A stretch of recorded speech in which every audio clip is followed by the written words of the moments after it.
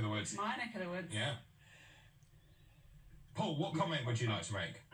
Yeah, it seems like countries around the world and individuals are calling for a ceasefire and blaming Israel.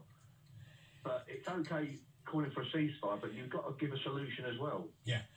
And I think the solution is, to start with, 2 points. They must free the hostages. And secondly, the Hamas terrorists must be brought to justice. Yeah. Then take it from there. Yeah, I mean, how do you do that, though? If you've got 229 hostages, which Hamas is not giving up. Also, how do you get Hamas to surrender? As we know, there's this network, miles and miles of tunnels in Gaza. And so the Israelis say that, well, we're starting to see far more precision strikes. So we're seeing weapons going in, tactical strikes, and then withdrawing. How do you get Hamas to surrender?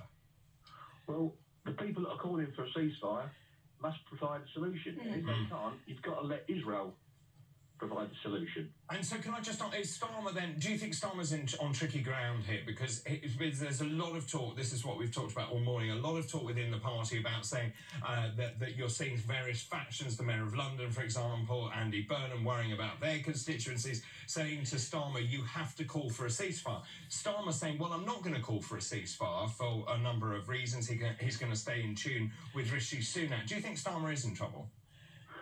He may be, but I still believe he's right. I don't like the man, but I think he's done the right thing. What, by not calling for a ceasefire, by holding to his ground? Yeah. Do you think he'll stick to it? I hope so, yeah. But that brings me to the next thing about immigration. You know, you've got these populations that have got no loyalty to this country, and they're bringing their own problems to this country.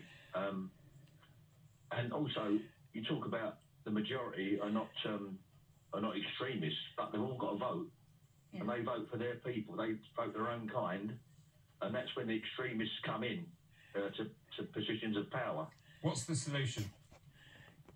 I think it's too late. As Renee said, it's too late. You know, it's a really sad place for us to get to, isn't it, Paul? But I actually do think that it's too late. We've let this go on for decades now. We have. Yeah. I'll mention someone that people don't like to mention. Enoch Powell mentioned he foresaw this, didn't he? I don't know if he saw it in the way it was coming. Yeah. Okay, well, Paul.